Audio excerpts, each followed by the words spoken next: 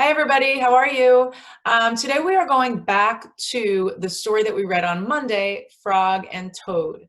Now, on Monday, I read it to you. Today, you will be reading it on your own, okay? But this time, instead of just listening to it and seeing what happens in the story, I want you to think about the characters and how they are different from each other and how they are alike, but their characteristics or their character traits. Okay, a character trait is like a quality about them, an adjective, something that describes the character and who they are. It could be physical, it could be their personality, how they behave, all of those things. So instead of me telling you all about that, Annie and Moby are going to tell you about characters in Brain Pop. Now, we've talked a bit about characters, but I want you to think a bit more about them, and we'll continue to in the coming weeks. Okay, so listen to the video, and I will see you when it's over.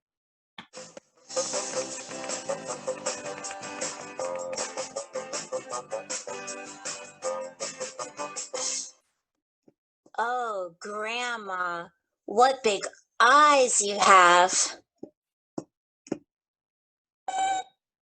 Moby, come on, get into it.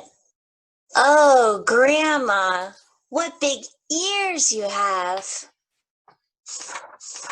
Moby, the wolf is the most exciting character in Little Red Riding Hood, and you're not even trying. What is a character? Well, what is a character? One of my favorite tales is Goldilocks and the Three Bears. There are 4 characters in the story. Characters are the people in the story. Right. I guess characters don't have to be people.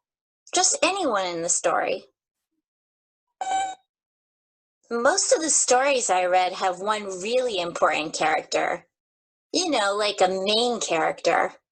In this story, Goldilocks is the main character. She's the star. But that doesn't mean that the bears aren't important. I guess characters work together to show what happens in the story. What are characters like?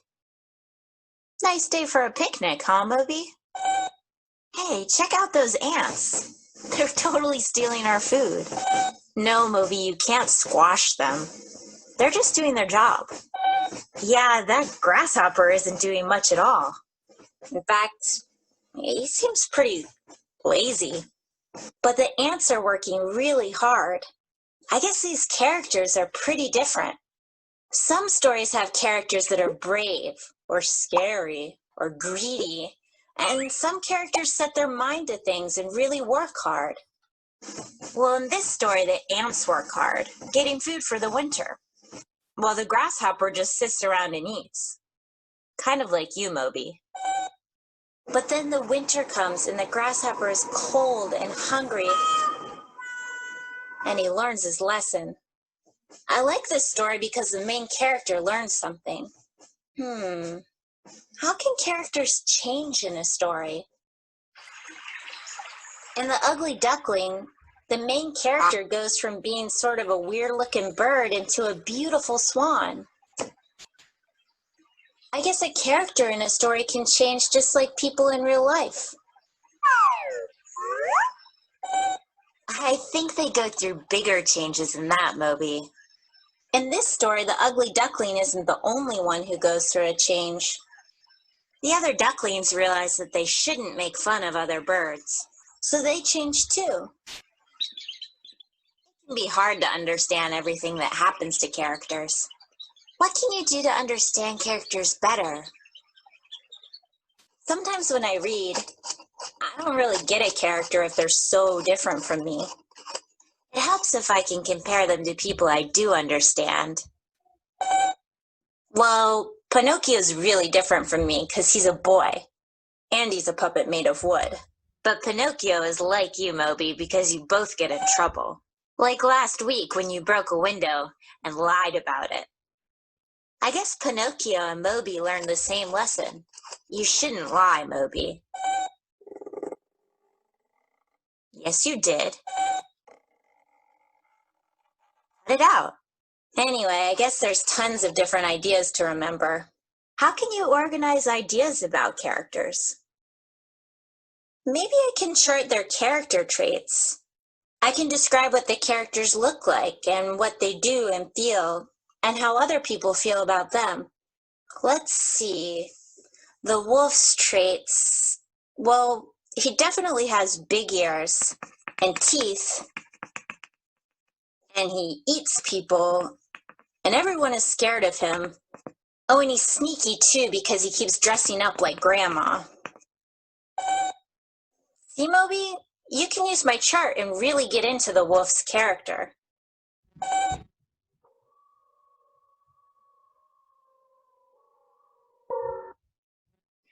All right, so they talked quite a bit about characters, right? And how we can look at them and what we can learn from them, how characters change in a story and the lessons that they learn. And we've talked about that quite a bit in class, right? About how characters change. And not only characters change, but in real life, people change. And that's sometimes what draws one person to a type of a story or a book and other people to other ones, because like Annie was saying, in Brain Pop, it helps her the most when she can identify with a character in a story, right? Meaning that she has something in common with them. She felt like with Pinocchio, she couldn't really understand him so much because she's nothing like Pinocchio, but she felt that Moby is, right? And I'm sure that you've read books before and you've thought, oh, wow, you either connect with it yourself or a character in a story really reminds you of somebody. I know one of our students said the other day that her favorite book is Ramona, the Ramona books, right? Ramona Quimby. And my family and I listen to that as well. And I know that I listen to the story and I go, oh my gosh. And so many times Ramona will remind me of a student, or Beezus will remind me of somebody, right? So it's pretty interesting to think about characters and see how they change and what they learn, because if you're anything like any of those characters, you can learn from them. We all can. So they talked about a few different stories. They talked about Goldilocks and the Three Bears. They talked about the Ugly Duckling. They talked about the Grasshopper and the Ant. And I'm thinking maybe over these weeks, I've actually recorded those stories for another class of mine. Maybe I'll send you the link so you can listen to those stories again. I want you to think, as you are reading about Frog and Toad this time on your own, I want you to think about the different character traits that they have, okay? Because who they are or how they behave makes the story what it is, okay? Like in Frog and Toad, we already read it, so you know what happens. But in Frog and Toad, one of them is very patient. The other is not so patient. The one is very hardworking. The other one, maybe not so much. I think that he practices being hardworking and maybe he learns something about it. So think about the different traits as you are reading, okay? Once you get done, you are going to write down some character traits for each character. So let me show you what that will look like. All right, so when you are finished rereading Frog and Toad, this is the first worksheet that you are going to complete about story structure. We've done this a bunch in class. Story structure identifies who are the characters, what is the setting, and the sequence of events. So for characters, this should not take you long at all. The characters, there are only two, and their names are both short. The setting, where and when did it take place? You don't need to write complete sentences. Just write down the where and the when, if the when is applicable. Sometimes they don't tell you, or it is not really important when a story takes place. You try to figure it out for this one, and we'll see what everybody wrote tomorrow in our meeting. If you think the when is important and when you can figure out that it happens.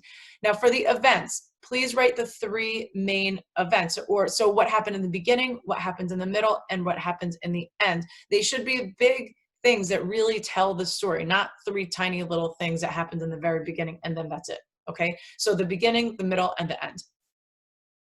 After that, you are going to, this looks like a lot of worksheets. Depending on how quickly you do this, depends on how long it will take you, of course, like anything else, but don't overthink it. What I want you to do for these worksheets, there are two of them. There's one for Toad and there is one for Frog. I don't want you to write complete sentences in those bubbles. I just want you to write a character trait in each bubble. So if you want to say happy, that's all you have to write in one bubble. If you want to say, I'm making anything up, not necessarily that has to deal with this story, small or purple, whatever that character happens to be, write down, please, one in each bubble. Nice, mean, friendly, sad, excited, hardworking, okay? Come up with 6 different things for each character. Now, to help you, I provided you with an adjective list. There are a lot of adjectives on here. I know this is a lot. Maybe we'll go through these on Friday. Maybe we'll break it up into 2 days. We'll read through them together and make sure you know what all of these are. But what happens a lot of times in our writing is they overuse the same words or adjectives all the time, right?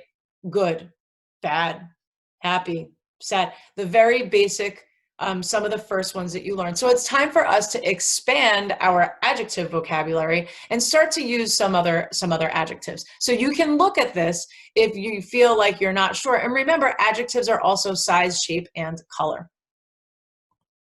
When you are finished filling out the bubbles for your characters, you are going to write about them. So write one paragraph about Frog and write one paragraph about Toad. A paragraph should be 4 to 5 sentences, okay? So 4 to 5 sentences about each character, and it shouldn't be that hard because you already have all of your adjectives and descriptions about Frog and about Toad. You have 6 bubbles for each, so it should make writing your sentences really easy, okay? Just please remember, capital letter, write nice and neatly, and punctuation at the end, or else it's not a complete sentence, okay? And tomorrow when we meet, we will be reading these to each other. So you guys will read what you wrote, and we'll put them up on the screen, and we'll edit them together if we have time, okay? So everybody enjoy rereading Frog and Toad, and I will see you tomorrow. Bye-bye.